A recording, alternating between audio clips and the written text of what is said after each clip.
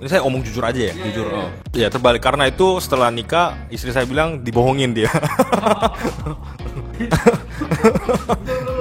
Susah sekali waktu itu. Nggak bisa hidup. Iya ketuk pintu saya kasih brosur harganya segini gitu. Nah, mulai kayak gitu.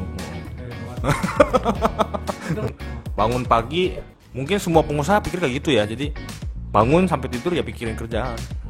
Saya pikir gini, kayaknya kita dekat tapi kayaknya nggak dekat juga gitu. Kok Gojek investasi dari mana ya? Waktu pertama mereka dapat duit dari mana ya? Kan itu kan nggak tahu semua. Itu kan sempat isu di Korea juga masuk berita, itu banyak yang komen memalukan orang Korea lah, bla bla bla. Pertama sebenarnya subscriber kita saya ketemu Pak Untung ketemu saya, kita kenal dari Miri Aset. Selamat siang. Sebenarnya bukan, tapi saya datang ke Indonesia waktu saya umur 1. Umur 1. Habis lahir langsung. Iya, jadi kalau orang nanya biar nggak detail lagi, jadi saya cuma bilang ya saya lahir di sini gitu. Jadi waktu umur 1, ayah saya dipindah divisi ke Indonesia dari salah satu perusahaan Korea. Mungkin ada yang tahu, mungkin di mall kan ada tuh yang Saint James atau Hankook Ceramic atau Saint James. Hankook Ceramic. Iya betul. Tahu. Iya. Jadi dia itu hired di situ dan pindahin ke Indonesia pabriknya. Tapi dia pegang di pabriknya. Di Tangerang. Iya di Cikupa. Jadi saya dulu tinggal di Cikupa. Waktu dulu ya tinggal di Cikupa.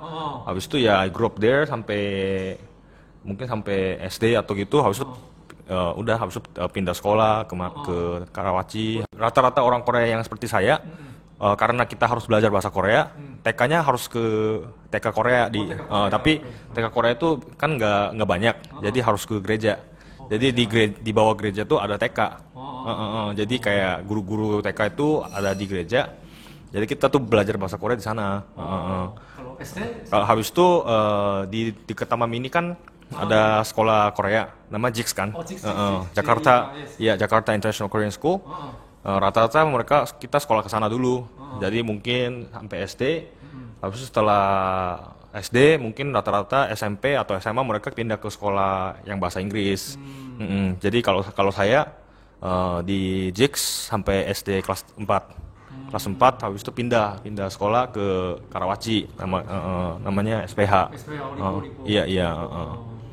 Kalau saya setelah saya lulus SMA di sekolah namanya IPK, ada di Kebun Jeruk, sekolah Kristen, IICS namanya, IPK International Christian School, Christian School. Setelah itu saya ke Australia, ke Melbourne.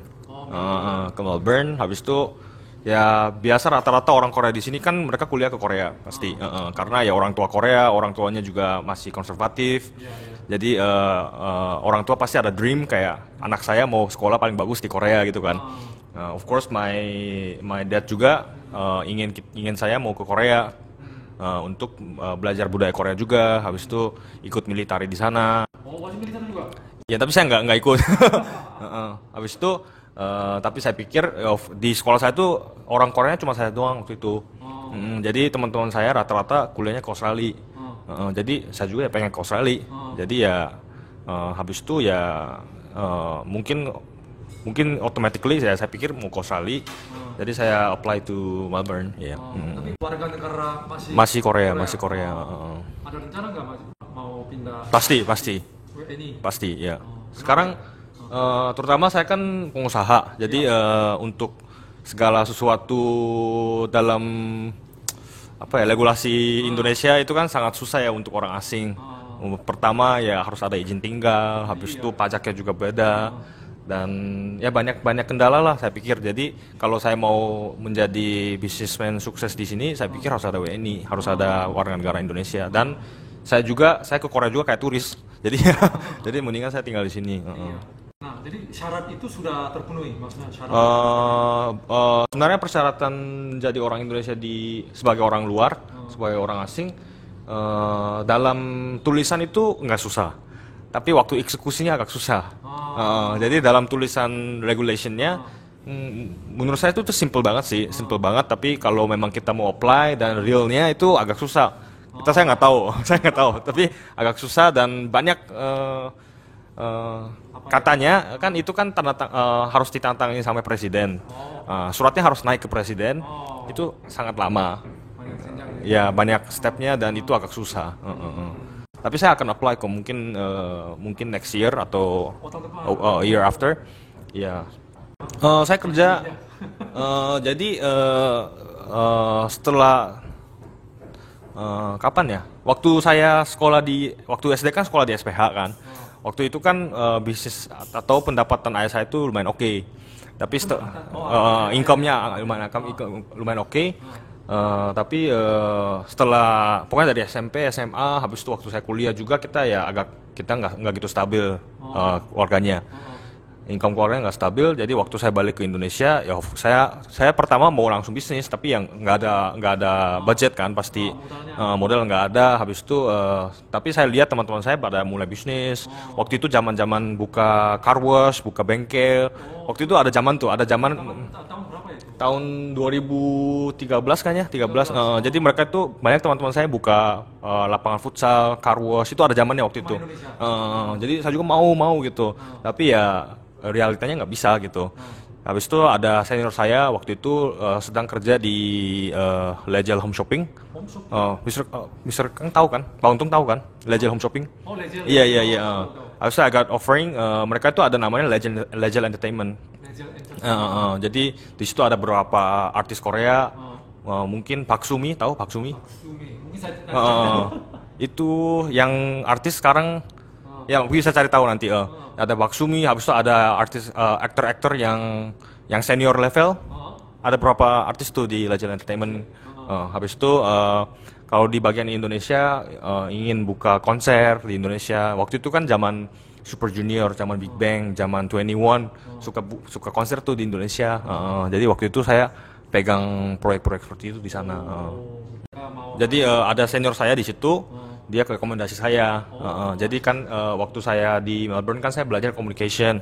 Habis itu kalau saya kan dari dulu suka industri entertainment dan dia tahu, senior saya tahu. Di situ kerja mungkin 1 tahun. 1 tahun. Selanjutnya nggak saya keluar. Jadi sorry to Legel Entertainment, tapi di situ waktu saya di situ saya ketemu satu orang di Legel itu dia itu dulu kerja di satu artist management di Korea. Habis itu dia banyak kenalan nih gitu kan. Habis itu dia ajak saya, ayo bikin perusahaan entertainment. Celebrity management. Iya, tapi kita lebih ke concert agency. Jadi orang misalnya artis Korea mau bikin konser di Indonesia, ya kita yang urusin gitu. Jadi waktu itu kita pernah approach kayak mungkin CN Blue, tahu? CN Blue, habis itu kayak J Park, itu waktu zaman-zaman mereka masih belum gede banget seperti sekarang gitu. Tapi kita berusaha keras banget tapi nggak pernah jadi. Kita ke Korea ketemu manajemennya gitu-gitu tapi nggak pernah jadi. Tapi jadi setelah setahun kita quit. Habis itu ayah saya pensiun dari perusahaan yang dia kerja. Jadi waktu pensiun dia bikin tuh perusahaan itu cabang untuk LPPOM MUI di Korea. MUI. Iya. MUI. Iya. Habis itu kita mulai bisnis untuk certification halal. Jadi waktu itu saya join ayah saya. Habis itu yang tahu kan produk kayak dari Desang, kayak Chongjongwon, kayak Samyang, gitu-gitu kita yang semua urusin. Ini saya omong jujur aja ya, jujur. Mungkin itu lebih sedikit, saya pikir lebih ke getaway saya. Jadi kayak saya pikir kayak saya nggak mau di boundary orang tua saya terus. Jadi waktu itu kan saya bantu ayah saya kerja di situ. Yang tadi saya mention sebentar tentang yang cabang LPPOM itu. Lalu saya pikir-pikir, kalau saya kerja di bawah orang, itu kayaknya saya nggak bisa bikin. Saya nggak bisa bilang kita udah sukses belum kan, tapi mungkin di dalam waktu singkat, saya mau naikin income saya lebih banyak gitu. Tapi saya pikir-pikir kalau saya kerja di bawah orang, kayaknya mungkin itu bakal take time sampai 10 tahun atau nggak tahu gitu. Saya nggak ada bayangan gitu. Misalnya gaji saya kapan naik ya, apa gitu kan kita nggak tahu. Jadi sebelum saya kerja di sana juga, saya still I was still doing kayak seperti small business, misalnya kayak saya import kayak case HP dari China, harusnya jual. casing. Habis itu kayak saya pernah jual juga yang kayak apa ya, kayak parfum mobil, saya pernah jual. Kecil-kecil. Spare part mobil. Enggak, parfum mobil. Parfum. Mobil parfum. Habis itu saya pernah bikin di sini. Jadi ada di Depok, kayak mereka bikin kayak perumahan gitu, mereka bikin parfum, tapi saya branding, harus saya jual. Jadi waktu saya kerja di ASA juga saya tetap jalani small business untuk tambahan uang gitu kan. Setelah ya pokoknya saya pikir kayaknya sih saya harus keluar dari sini dan start punya saya sendiri. Jadi karena itu saat saya nikah saya langsung mulai new start semua. Ya terbalik, karena itu setelah nikah istri saya bilang dibohongin dia. Jadi setelah kita nikah saya income-nya nol. Jadi istri saya bingung, ini gimana nih hidupnya gitu. Jadi kita sering berantem ya. Dulu kita memang kayak gitu, sering berantem apa gimana hidupnya gitu. Boleh tanya istri Brian kerja atau Oh dia nggak kerja. ibu Dia nggak kerja. berarti Susah sekali waktu itu. Susah sekali, tapi ya untungnya kayak my surrounding atau kayak teman-teman saya atau kayak my family gitu.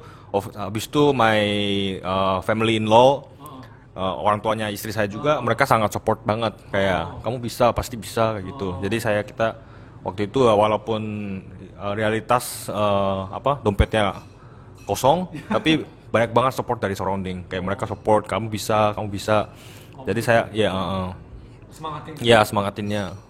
Jadi saya appreciate banget sih dari dulu, kayak mereka banyak orang percaya dengan saya gitu. Oh ini kalau kamu jalani sesuatu pasti jalan gitu.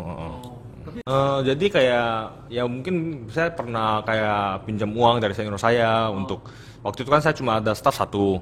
Jadi habis itu income-nya kan hampir nggak ada. Jadi harus gaji karyawan dong. Jadi mungkin setengah tahun pakai uang saya keluar, tapi kan gaji karyawan kan nggak gampang gitu kan. Iya.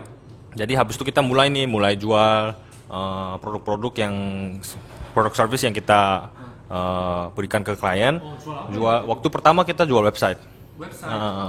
Kita desain website, habis itu jual ke klien. Ya pokoknya kalau kita jual, tapi kan penjualan kan nggak bisa setiap bulan kan. Jadi ya mungkin setelah jual saya gaji karyawan udah selesai habis. Jadi mungkin profit saya per bulan itu mungkin kayak rata-rata 1 juta sampai 3 juta gitu. Jadi saya bawa pulang 3 juta per bulan. Hidupnya bagaimana? Nggak bisa hidup. Jadi stres habis itu ya gitulah, susah. Habis itu kayak kita gradually pelan-pelan bertahap bisa dapat klien lebih banyak. Ya habis itu kan waktu itu kan kita kan mulai dari nothing kan. Jadi ya saya pakai dasi, pakai suit. Habis itu saya print flyer. Habis itu saya keliling-keliling ruko. Habis itu ini saya mulai bisnis ini. Habis itu kalau mau bikin website. Door. Ketok pintu. Iya, ketok pintu, saya kasih brosur harganya segini gitu. Nah, mulai kayak gitu. Hebat. Udah dari nol ya. Iya. Habis itu kayak setelah kita menjual website, habis itu kan of course kita kan, saya pikir gini, kayak waktu saya bikin perusahaan ini dan kita mulai jual website, saya banyak dapat feedback atau saya bisa belajari banyak nih perusahaan agensi atau perusahaan jasa website seperti itu, mereka bikin website tapi maintenance-nya tidak bagus. Jadi mereka jual website, habis itu setelah udah selesai mereka udah nggak atur lagi gitu. Jadi banyak orang-orang tuh mereka udah ada website tapi nggak pernah dilanjutin sebagai yang pemegang websitenya itu, sebagai klien. Jadi dia udah bikin website tapi kalau dia mau ganti image, ganti informasi, mereka nggak ngerti kan, jadi mereka nggak bisa. Jadi waktu strategi saya itu, kita itu tidak minta uang untuk development, tapi kita minta uang untuk maintenance. Untuk dikering. Iya, jadi itu bikin putaran perusahaan kita kemarin. Jadi saya bilang, ini website gratis, nggak usah bayar. Tapi kita akan maintenance every month. Kebutuhan kamu apa, kebutuhan bapak apa, kita akan ready selalu. Setelah orang-orang appreciate, habis itu pasti ya kliennya nambah dong. Maintenance satu perusahaan, mungkin 2, 3, 4, habis itu di atas 10, habis itu kayak perusahaan sedikit mulai belum stabil sih, tapi kayak udah mulai duitnya masuk kan. Nah habis itu dari situ mulai nih ada perusahaan kan kita kan karena maintenance kita every month ketemu. Jadi banyak diskusi, banyak obrol, banyak sharing ideas itu kan. Karena every month kita ketemu. Jadi dia juga bilang, Pak Brian atau dari Mia Company bisa bikin video nggak? Saya pikir saya bisa. Habis itu saya jujur aja, kita belum pernah bikin video, tapi kalau Bapak bisa kasih saya mungkin budget sedikit aja, nggak usah banyak-banyak, kita bisa bikin. Habis dari situ kita mulai videonya. Jadi setelah saya menjalani perusahaan ini, perusahaan digital marketing, saya pikir nih karena digital marketing kan selalu harus ada klien. Dan mostly proyek seperti ini kan kayak project base. Jadi kayak kita kerjain misalnya walaupun kita ada maintenance buat website, itu kan klien website kan bukan ratusan. Jadi bukan ratusan klien. Jadi itu juga agak susah nih untuk naikin omsetnya perusahaan. Dan of course untuk syuting video itu kan bukan setiap bulan ada. Jadi sangat sebenarnya bisnis agency ini tuh nggak stabil. Bisa waktu bagus banget, waktu nggak ada klien tuh turun banget. Dan saya pikir saya butuh salah satu bisnis yang bisa dapat income yang stabil. Habis saya pikir-pikir, habis itu ya keluarlah ide, saya mau bikin bisnis catering. Tapi bukan catering yang di supply ke kantor atau perumahan. Jadi saya research nih, habis itu saya ke Cikarang, saya kemana gitu kan. Habis itu di Cikarang itu banyak pabrik-pabrik yang of course ya terutama ada pabrik Korea banyak, pabrik Jepang juga banyak. Dan saya lihat mereka itu kan karyawannya ribuan tuh. Kalau saya pikir, wah kalau saya kontrak sama perusahaan ini, saya produksi 1000 porsi per hari, kayaknya sih bagus banget ya. Saya pikir kayak gitu. Setelah itu ya saya sedikit diskusi sama teman-teman SMA saya, habis itu ya udahlah kita bikin langsung gitu.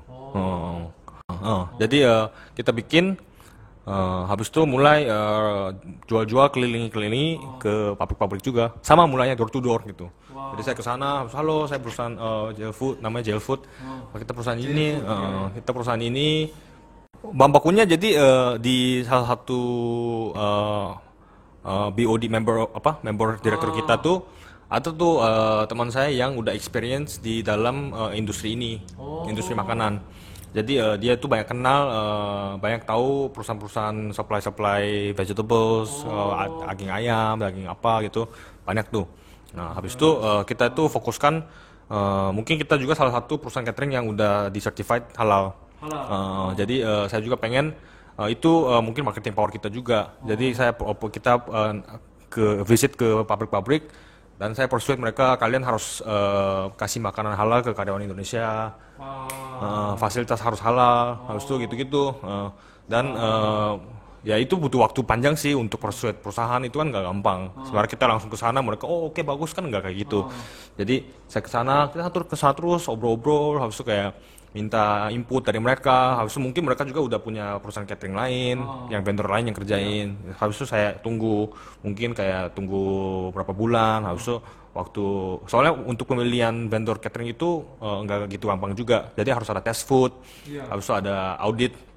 Mereka datang ke fasilitas kita, harus audit apa bersih, makanan bersih atau tidak, fasilitasnya bersih, ada SOP atau tidak, segala semuanya dicek.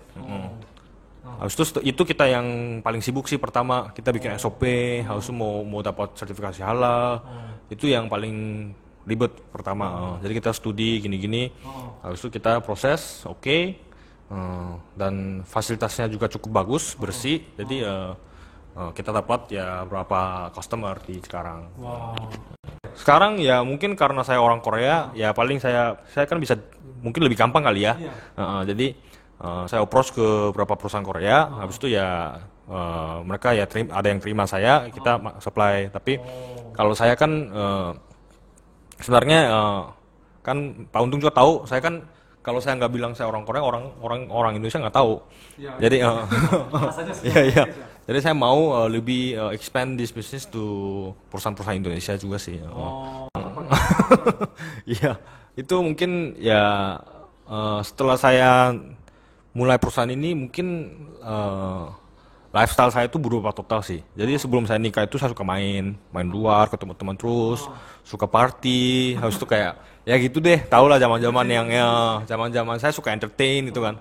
Nah, setelah saya nikah, mungkin mindset saya langsung berubah sih. Jadi mungkin ada teman-teman saya yang dulu kenal tuh, malah bilang, oh lu habis nikah berubah banget gitu. Tapi itu ya mungkin karena tanggung jawab apa gitu kan.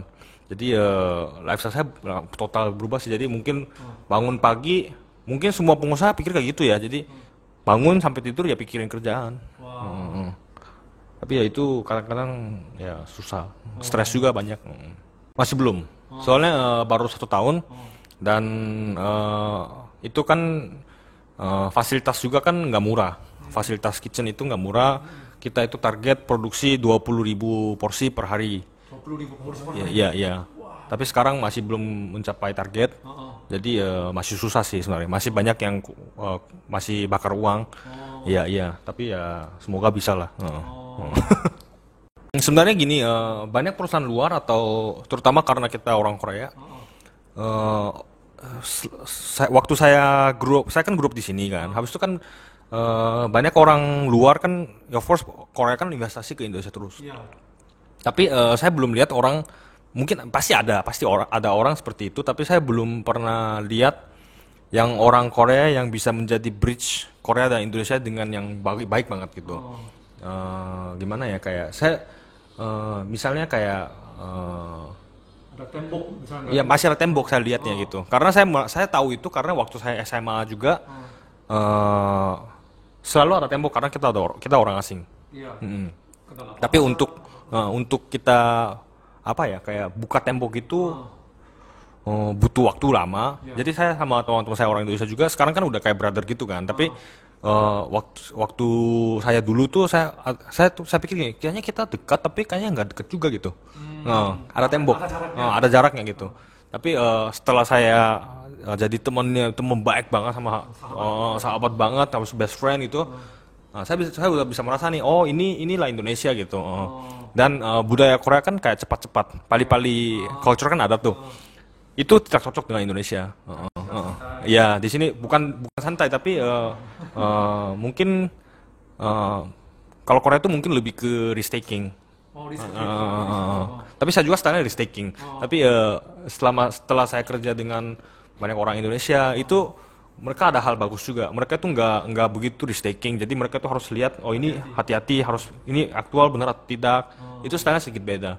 Dan setelah saya pikir itu, mungkin karena itu mungkin Jepang bisa sukses di Indonesia. Jepang juga kan budayanya agak slow.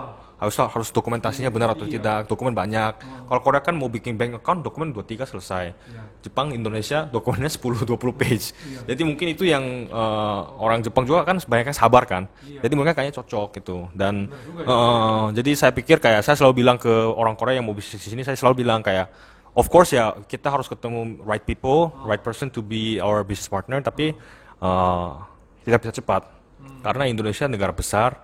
Dan banyak suku yang berbeda berkumpul di satu lapangan dan kerja sama-sama, dan itu beda. Bisa. Banyak teman saya juga dulu sempat nanya saya, cariin investor dong di Korea gitu. Tapi zaman itu saya tidak begitu interested dengan seperti startup atau minta investasi dari Korea dari mungkin through VC gitu kan.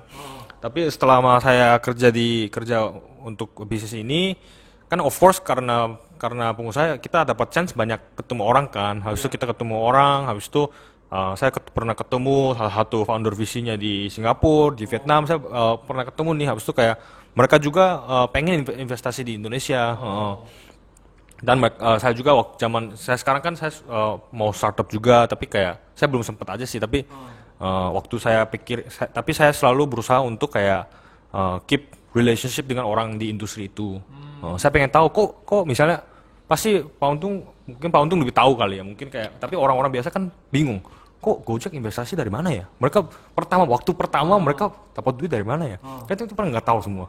Mereka taunya, oh Gojek sukses, minta investasi dari mana? Dari Tokped, investasi dari SoftBank lah, dari Naver. Itu kan hasil.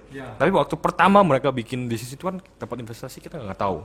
Jadi saya selalu keep relationship dengan orang-orang seperti itu. Karena nanti misalnya saat saya mau bikin startup dengan ide bagus, preparation saya bagus, saya langsung bisa ngajuin gitu.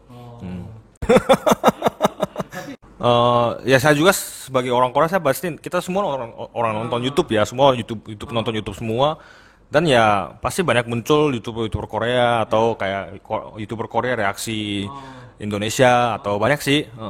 Dan tapi kan sekarang YouTube kan media yang strong banget kan. Harus itu kan recently kan ada isu dari pabrik Korea yang apa itu kan mereka ada isu kan apa orang Korea expat dia tentang makanan karyawan Indonesia kan itu kan sempat isu di Korea juga masuk berita itu banyak yang komen memalukan orang Korea lah bla bla bla kok kasihan banget kok mereka treat kayak gitu itu kan sebenarnya human rights itu emang itu itu malu banget sih tapi mungkin sekarang mungkin viewer YouTuber itu menurut saya itu udah orang zaman sekarang itu udah banyak viewer yang pintar sih udah pintar jadi mereka bisa filter sendiri gitu jadi kalau dulu kan waktu zaman dulu Korea juga sama kan apa yang berita kasih tahu kita percaya apa yang di media kasih tahu kita percaya tapi kan itu kan bisa permainkan dari belakang dari politik atau apa dari mungkin mereka pakai duit apa itu kan semua bisa dimainkan dan zaman sekarang tuh viewer YouTube itu menurut saya udah pintar jadi mereka ada choice sendiri mereka mau nonton atau tidak jadi mungkin banyak YouTuber Korea di sini atau di Korea dan mereka mau target viewer Indonesia tapi ya itu tergantung viewer Indonesia suka atau tidak menurut saya sih itu dulu sempat tapi sekarang juga kan masih ada sekarang saya ganti channel saya saya bikin satu proyek dengan staff saya kita mau bikin namanya Makers Ground ya Makers Ground jadi kita bikin Makers Ground by Mia Company jadi saya mau bikin dulu kan saya ada YouTube channel Josh Brian kan Josh Brian TV habis itu saya udah naikin tuh sampai subscriber 3K tapi mungkin ini Pak Untung juga selalu pikir topik apa ya saya mau diskusikan dengan viewer tapi saya nggak mau fake nggak mau bohong mau sincere tapi kalau lihat di YouTube lain kan banyak yang juga bohong atau mereka setup gitu kan setting dulu habis itu mereka bikin rekam biar heboh semua tapi kayaknya itu bukan saya gitu jadi saya pikir saya setelah bikin konten berapa yang menurut saya itu saya setelah saya itu idenya nggak ada lagi kayaknya susah untuk maintenance channel ini jadi saya hilangkan channel itu tapi tetap bukan hilangkan sih tapi tetap ada channelnya tapi saya ganti nama karena subscriber sayang kan udah 3K jadi karena sayang saya kemarin tiba-tiba kepikiran why not kita bikin satu brand habis itu bikin social experiment video-video social experiment ya habis itu bisa kasih good influence ke viewer gitu ya dan karena itu kita sedang coba-coba bikin video di kantor dengan staff-staff saya dan kita keluar namanya Makers Ground jadi kayak kita Makers Ground saya ambil ground itu dari playground jadi ini tuh ground kita untuk mau apain kita terserah kita gitu dan makers itu kita bikin orang ketawa atau kita bikin orang sedih kita bikin orang happy itu yang visi kita kemarin kita bikin jadi di dalam playground ini apakah kamu mau ikut playground kita kayak gitu dan kita jadi satu dan ayo kita influence orang-orang sama-sama jadi kasih good message menjadi orang bukan influencer Instagram star bukan selebgram bukan seperti itu tapi kita mau give influence ke ya mungkin terutama of course ya ke Indonesia pertama sebenarnya subscriber kita saya ketemu Pak Untung ketemu saya kita kenal dari Miri Asset Sekuritas sekuritas paling besar di Indonesia kan sekarang kan di Korea juga nomor 1 ya di Korea nomor 1 harus kita ketemu di Miri Asset dan saya pikir kayak di pandemi ini kan pada orang Indonesia kan pada sekarang baru mulai investasi di saham kan dan tahun ini saya juga sedang belajar tentang saham habis itu saya mau coba investasi di situ biar kayak ya tapi saya lihat di Indonesia itu masih banyak yang gorengan. Ya, banyak yang tukang pom-pom juga gitu kan. Jadi kayak tapi itu fenomena itu kan di semua negara kan ada. Di Korea juga kan banyak yang orang pom-pom gitu habis itu kayak mereka hilang duit karena orang itu. Iya, mereka kabur hilang tiba-tiba. Jadi itu mungkin semua negara sama sih. Dulu Korea juga gitu. Jadi semoga sekarang dan banyak pengusaha-pengusaha yang bisnisnya susah. Tapi kalau terutama kalau bisnis saya yang digital marketing itu kan banyak perusahaan pindah ke online. Ya. Jadi ya mungkin kita ada chance. Tapi ada juga agensi yang turun. Itu ya rezeki sendiri-sendiri sih menurut saya.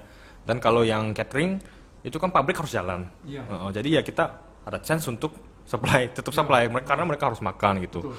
Tapi ya untuk long termnya saya pikir ya saya sedang mau masuk di industri saham sih buat long term gitu. Jadi karena simple aja saya pikir kayak dulu kan kayak bukan Hyundai, Samsung atau kayak Kakao Talk atau kalau di Korea kan kayak Indonesia juga berapa ribu won gitu kan. Tapi sekarang kan berapa ratus won. Harga lembarnya, harga satu lembarnya gitu. Jadi saya pikir simple aja sih. Jadi saya pikir jadi mungkin sekarang BCA 30.000, 35.000, mungkin 10 tahun nanti mungkin bisa 300.000 gitu. Bisa juga. Dan Indonesia kan ekspektasi tahun 2050-an kan jadi world largest economy, negara largest economy keempat kan. Semoga terjadi dan banyak investor-investor asing juga kan investasi di saham Indonesia. Jadi ya saya lagi sedang studi di bidang itu. Jadi kalau yang masker ini bakal launching di April, launching online doang. Offline store tidak mungkin ada yang jual. Jadi seluruh Indonesia cuma kita yang akan jual masker ini. Sekarang harga masker Kalau masker ini kita kerjasama dengan perusahaan namanya Multi One Plus. Ya, Multi One Plus kita kerjasama dan dari Multi One Plus dan kami itu bakal launching masker baru. Jadi maskernya agak pendek. ya. Dan kalau memang harusnya kita panggil ini 5 pleats lipatan 5 Lipatan 5. dan shield mask. Jadi kita bisa proteksi semua angle. Jadi kita pakai masker ini kita misalnya kayak gini kan, pertama kayak gini. Habis itu kita buka, habis itu kita pakai. Tapi kelihatannya Kelihatannya sama, tapi karena ini inovasi terbaru seluruh dunia mungkin. Inovasi terbaru seluruh dunia sudah register paten di Korea dan sedang berjalan paten di Indonesia juga. Jadi dengan masker ini pakai, di sininya di blok. Biasa kalau ditutup total. ya ditutup total. Karena itu kita panggil ini shield mask. Di bawah juga. Jadi kita pakai 5 pleats, lipatannya lebih banyak. Of course nanti 3 ply sama standar ya, 3 ply. Tapi ini ini 70 gram ininya satu layarnya. Jadi lebih tebal. Dan karena inovasi baru ini sampingnya ditutup. Mungkin Pak Untung tahu, mungkin pakai masker biasa kalau kita pakai kan di sini kan suka kayak gini kan, bocor. Bahkan sampai saya pakai 2 masker karena Iya, kadang-kadang orang pakai 2 masker. Habis itu kan sempat viral juga kayak cara pakai masker bagaimana, habis itu mereka pakai masker biasa habis itu dilipat sampingnya bagaimana gitu kan. Tapi ini hasilnya, jadi solusinya. Jadi tidak perlu lipat-lipat, nggak perlu apa-apa. Tapi kalau ini top kualitas. Tapi kita di bawah sensi harganya. harganya di bawah sensi. Harganya tapi kalau harga masker sensi kan biasa kan 100.000. 50 pieces. Iya, agak mahal sih mereka. Tapi kalau kita nanti bakal launching dengan harga promo 55.000. Satu pak. April minggu kedua mungkin. Ya. Nanti bisa lihat di Tokopedia juga bisa. Memang kadang-kadang sih gini sih kayak musik yang sekarang musik juga bagus sih, tapi mungkin go international seperti Rich Brian kan ada rapper Indonesia yang udah ke US itu kan sekarang kan udah mulai kan. Jadi dan sekarang ya zaman online, jadi ya orang-orang bisa belajar dari semua negara bisa gitu. Jadi dan ya sebagai orang, kalau saya kan lebih ke sisi orang Indonesia ya, tapi kayak misalnya orang Korea nih gitu, mereka datang ke Indonesia, mereka juga kalau ada orang yang sombong atau apa itu asumsi mereka itu orang yang mungkin kita bisa pikir mungkin bego gitu, atau pendidikannya agak rendah. Itu yang social awareness-nya nggak ada orang seperti itu.